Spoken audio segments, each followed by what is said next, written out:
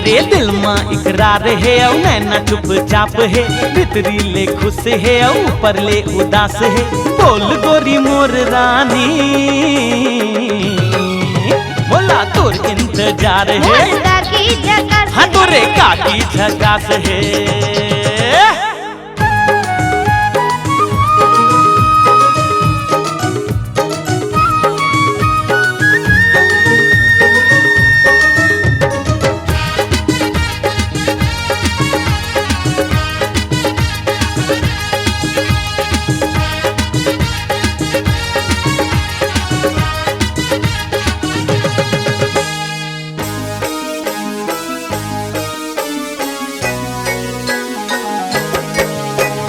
जबले मैं देखे तो लाओ गोरी दिल हाँ होगे चानी चानी।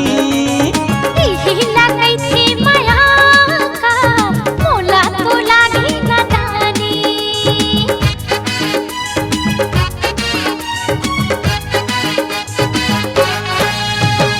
माया के हल्ला तै खुल्लम खुल्ला कर देना आज मोरे रानी।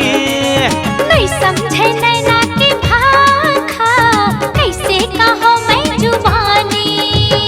दोनों ले गुहार है लड़ना बेकार है, अरे दोनों ले गुहार है लड़ना बेकार है। कुछ कुछ कर लो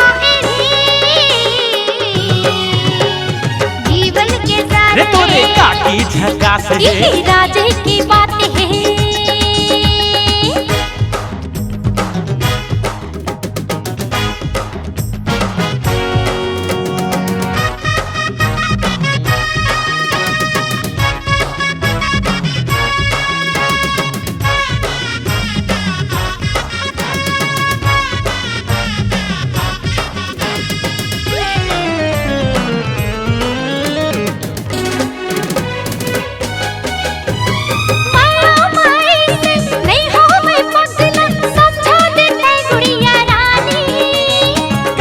हवे तोर मयारू गोठिया वे फिर आने बाने।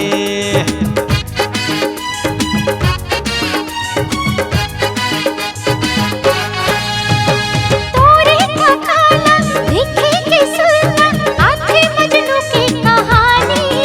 हाँ इहिला बिहा के लाहू लागे हवे मोला बानी। काकी लजात है मतलब ये साफ है, काकी लजात है मतलब ये साफ है। चुप चुप तोर से कका हाँ काकी ला प्यार है, हाँ तोरे काकी झकास है, हाँ काकी झकास है।